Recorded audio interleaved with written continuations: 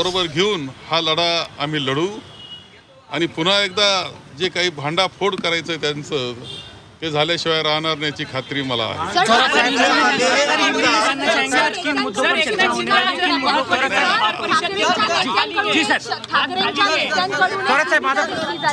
की आता यापुढे ज्या निवडणुका होतील तिथे त्या स्वबळावर लढाव्या असं ठाकरेंच्या नेत्यांनी भूमिका घेतली आहे. नाही ठीक आहे, तो विषय वेगळा आहे. तो ज्याचा त्याचा अधिकार असतो. स्वतःच्या बळावर लढायचं कसं बरोबर घेऊन जायचं कशात आम्हाला या सत्ताधाऱ्यांच्या विरोधात लढता येईल याचा विचार आम्ही निश्चितपणे करू.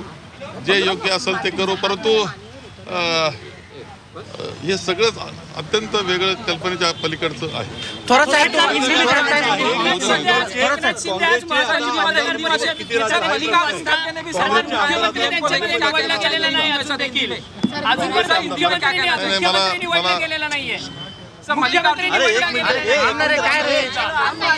काँग्रेसचे आमदार तुमच्या सोबत राहणार नाही असं भाजपचे नेते म्हणतात. आता असं आहे की त्यांना वाटतं तसं होणार नाही. काँग्रेसचे आमदार काँग्रेस बरोबर राहतील.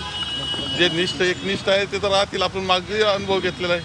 जे कोणी गेले त्यांनी उड्या मारलेले ते पूर्वीचा जुना इतिहास तेच गेलेले आहेत.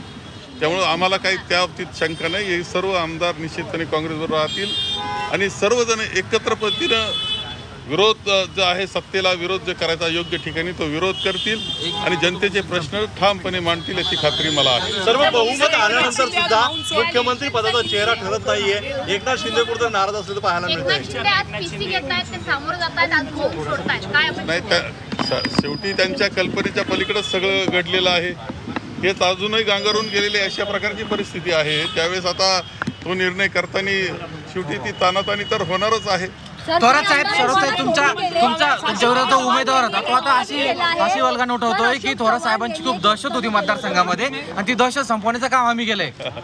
आता यावा असं आहे, मीडिया आहे, सोशल मीडिया आहे, त्याचा किती गैरउपयोग करावा आणि संगमेर तालुक्यात दहशत होती असं म्हणावं हे जनतेला माहिती आहे ना. माझ्या जनतेला माहिती आहे, महाराष्ट्राला माहिती आहे. त्यामुळे त्याच्यावरती चक्का बाळायचं काही कारण नाही. सर, अशोक चव्हाण यांनी असं एक वक्तव्य केलं आहे की ज्यांनी मला संपवलं आज त्यांचाच पराभव झालाय.